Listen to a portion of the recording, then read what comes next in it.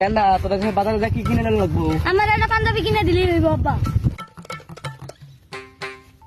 আব্বা ওইটা আমার শ্বশুর আইতাছে। কি রে গাছ গান্দা কিছু শুই না কান দাঁড়ালে আজকে। আসসালামু আলাইকুম আব্বা, ভালো আছেন? ওয়ালাইকুম আসসালাম জামাই, এই তো আল্লাহর রহমতে ভালো আছি। কি রে গান্দা তোর শ্বশুর কথা নাকি তোর শ্বশুর বোবা নাকি? আব্বা কথা কয় তুমি কানে শুনো না।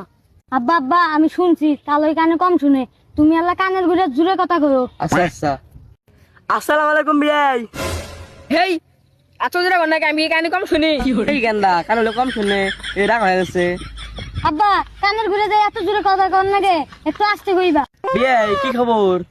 গদ গবর গান্দা দেখছো তোর শ্বশুর আমাকে অপমান করে, আমার বলে গদ গবর। শালা টর্চের নিয়ে জ্বালাত পড়ছি।